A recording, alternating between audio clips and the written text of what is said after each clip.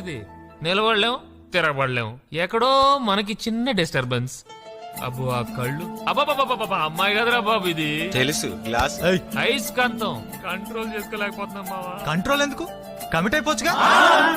తప్పు మావా, పద్ధతి కాదు. ఎందుకు కాదు? ఆ?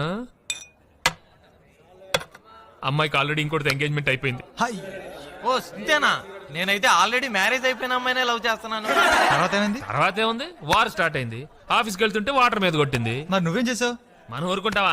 నెక్స్ట్ డే హోటల్ కి తీసుకెళ్లా, అక్కడ ఇడ్లీ ఆర్డర్ ఇచ్చా, ఇక్కడ డెడ్లీ వార్నింగ్ ఇచ్చా. తనేం చేసింది? మీద సాంబార్ పోసింది. నువ్వు ఊరుకున్నావా? లేదు, సర్ఫెట్ ఉతుక్కున్నా. మగాళ్ళ పరువు తీసామా? నీళ్లు పోసిందని తిడితేనే సాంబార్ పోసింది. ఈసారి తిడితే ఏ యాసిడే పోసింది అనుకో, కట్టుకోవడానికి ప్యాంటు, ఉతుక్కోవడానికి నేను ఇద్దరు ఉంటాం. అందుకే ఇంటెలిజెంట్ గా నోరు మూసుకుని బయటకు వచ్చేసి. ఆ అమ్మాయి నీ ఎంట పడుతున్నా పట్టించుకోవట్లేదంటే కొంపదీసి ఫిగర్ బేడా? బేడా? ఆ అమ్మాయిని చూడటానికి 2 కళ్ళు చాలవరా? అంతలావా? సారీ.